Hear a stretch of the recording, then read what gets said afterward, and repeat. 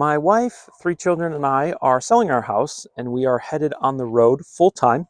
We're going to be going from national park to national park, and that means we are essentially moving into our van. Now, we're not planning on living in the van. It's just going to be transportation from campground to campground, but we will be spending a lot of time in here.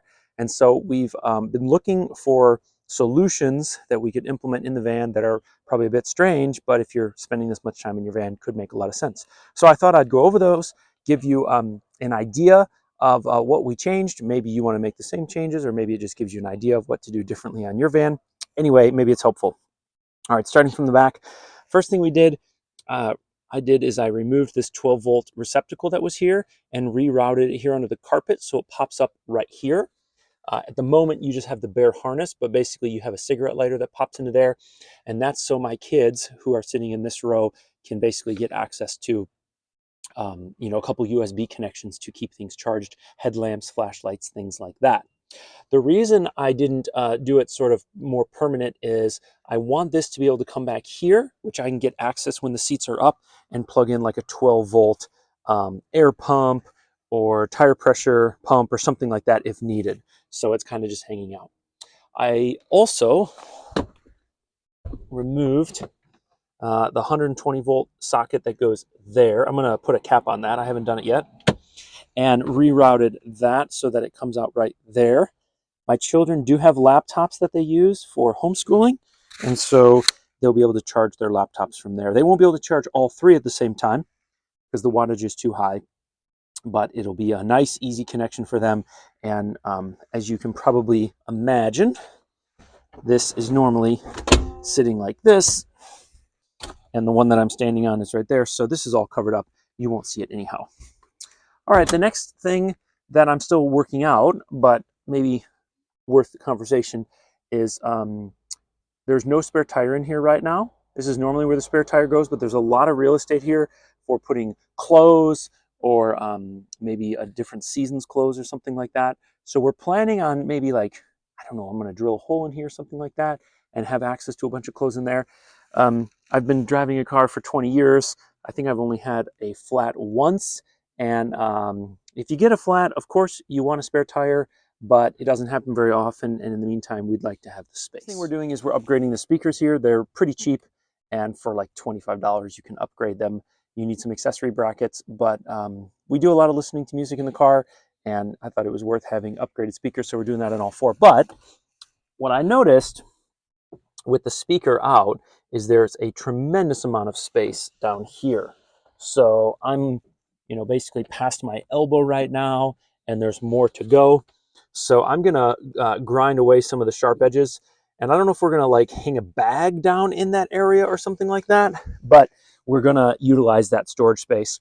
And what I've decided to do is I'm gonna mount some like carriage bolt type things here with some real thin nuts, like half nuts, and then we're just going to use wing nuts. So the children will be able to pop off this cover, and then instead of screws, they'll just have wing nuts that pop off. They can grab their stuff and then put it back together. Of course, they think that's incredibly cool and fun, and so even if it's not practical, it still gives that awesome little kid feeling of a secret compartment. We're going to remove these belts, and I'm also going to be cutting out with a hacksaw or with a metal cutting saw all of these anchors. The reason for that is we are, again, selling our house, all of our possessions going on the road. So we're not keeping the second row seats, and we're going to give those away. And then we occasionally will be sleeping in the van. We know that we can all five sleep in the van. That's obviously not our ambition to go across the country and sleep in a van all the time. But sometimes it's useful as you're crossing, big areas like Death Valley or something out west where you just have a ton of driving to do, and there's, you don't want to spend $100 for a hotel just to get a couple hours rest. So anyway, we're cutting out those so that we can sleep without those things being in our backs. We're getting rid of these seat belts. The next thing that I did is I basically took 275 paracord and I loosened all of these handle brackets, and I basically strung the string from all the way around like this and all the way back again. And then I taught my kids how to tie prusik loops, which is pretty easy. It's a girth hitch with an extra loop or two. And these can be easily removed from here, like so. and then they can slide them wherever they want, and you slide it and then it basically stays put. So we're going to do this for organization so the kids can stay organized in the car. The other thing is when we go to sleep in the car, you know, we may have bags or something that are on the ground and we want to hang them up, and so it allows us to hang things up quite easily. Okay, moving forward, we removed these handles. They're not really that useful when you have kids aged, my kids aged 7, 9, and 11. And then we just looped some paracord around the seat posts and threw some carabiners on here. This is really useful. We used this a lot last year and previous trips. And then I just bent some hooks out of whatever you would call that, steel wire, thick steel wire. So small things, but you'd really be surprised. You know, last year we spent 60 days in the car together, traveling 55 nights in a tent, 5 nights in Airbnbs, and you just really be surprised all the little modifications you realize are worth making. All right, the next thing is the cooler. I did another video on this already, but this cooler, this is one of these Igloo 28 liters, I think. I put some carpet on the top because it sits here in the center console, and anything you put there slides away if you don't have something up there, adding some friction. I also drilled holes in the lid and insulated the lid with great stuff foam. That makes a really big difference in terms of insulation power. And yeah, then what we do, it's a little bit dirty right now, but basically I take this bungee and that goes up and over that. And then that front bungee does the same. And this little piece of wood sits there so that the whole cooler doesn't go any farther forward to the front of the vehicle to interfere with the cup holders. And that has been like the most amazing modification you can imagine. Having a cooler with you all the time, if you travel, especially if you're in warmer climates, just absolute total game changer. Laugh if you want, but you're missing out. And then we made that, obviously there was a center console here that we removed. We made that change permanent when I chopped off these bolts and ground them back. And that's in part because there will be times when one of us may sleep, you know, with our legs here, and didn't want the kids getting caught on any sharp edges. All right, moving around to the front of the vehicle. So underneath this driver's seat was the satellite navigation control unit. It also is where the sat-nav DVD went so that you had maps on the screen. Obviously, this is 2010. That technology was released in 05, which means it was developed in probably 02, and it is crap compared to a modern smartphone. So we have never used the satellite navigation in this vehicle, and so we just use our phones. So I removed that module and threw it away, and I did that so that I could basically take a pair of shoes and slide it under the seat and just get a little bit more storage space. There is one downside to doing that, and that is if you have sat navigation, then you have that screen over there. And if you have that screen over there, that means you have a reverse camera.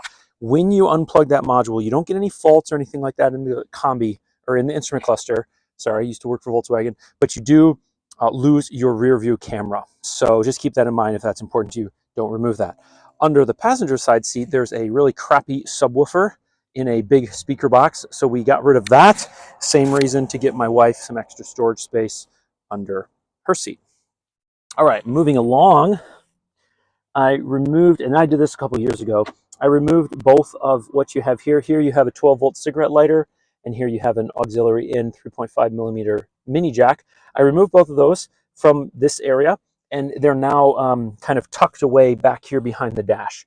I did that for a few reasons. The first is that this area gets really busy. We store stuff here. We want access to that. We're always doing stuff with the DVDs. And so these wires hanging out of there were just precarious. And I'm just kind of one of these neat and tidy guys, so I like it tucked away. So then I put a splitter. So there's a 12-volt cigarette lighter USB adapter in there. Where you plug into a cigarette lighter and then you get a USB-A, but it's a two-banger. And then I bought a splitter for an iPhone so that you can basically plug one cord into your iPhone, and then the music coming out of your iPhone goes down here into the aux in, and it charges. And that just sits up here. I normally keep my phone just right in front of me, leaning on the dash for navigation purposes. That works really good. The other splitter, because there was two in there, basically goes right here. It's kind of hard to see, but I have a USB-A there and a USB-A here that I installed, and then just have a one of these multi-cables going there. So that's nice. My wife can charge anything that she needs to in the glove box. It's really obscure and out of the way. The lighting in here is getting bad. I apologize for that. But yeah, little things like that. They take a long time to route and set up, but they're just so convenient once they're there. Okay, next modification, I think, is the last modification, which is this thing. So I was recently in here with a friend who lives in a camper, and he has made modifications like this to his camper to find little bits of space. And he said, oh, I bet there's a lot of space behind this screen, because this screen folds down. And so I removed this this whole thing. Obviously, I'm still working on it a little bit. I removed this whole thing and basically chopped that guy out of there. There's a control module there that controls the movement of this thing and the display. I took all that out of there and then reassembled it just like this. Now that works really good. I'm gonna fill in the back of this with probably some plastic or rubber, and then basically we win a tray. So basically we have a place to throw, you know, keys, phones, sunglasses, whatever. And that may seem a little crazy to you, but when you spend a lot of time in the car, you begin to appreciate little things like that. There is one really important caveat, and that is if you don't make a modification to the wiring, then that CD player becomes almost useless. You cannot remove or load new CDs. And I'll show you why. I'm just going to do key on engine off here. You can see that I can touch these buttons and things happen. However, that only works because I shorted the 12th pin, pin number 12. It's a blue wire in the green connector. There's two connectors behind here, a white and a green. Pin number 12, blue wire on the green connector. You have to short it to ground. And once you short it to ground, this will work. If you don't short it to ground, this won't work. And the reason for that is because this is normally sitting here covering it.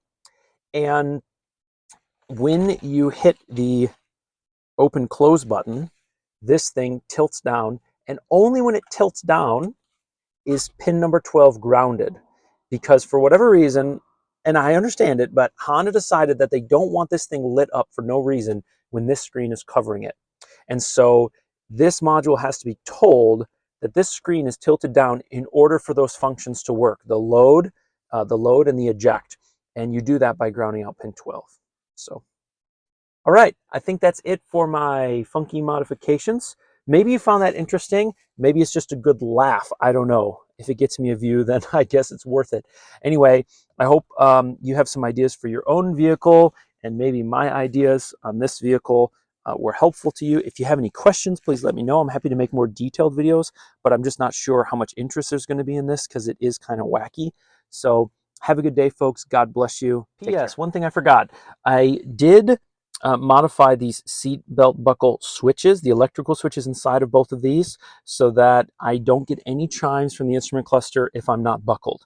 Now, that's not because I don't buckle my seatbelt. I do, but when you're in a campground and you're hopping in and out a bunch of times and you got little kids, it can just be really super annoying when your wife doesn't buckle yet because she's trying to, you know, change a sweatshirt or something because it's, you know, you've been out hiking or whatever, and it's just super annoying. The chimes on this thing, they just go crazy. So I did another video on that about 5 weeks ago. You can find it on the details on how. It's very simple, rudimentary tools, and that'll get rid of any warnings if you're not buckled.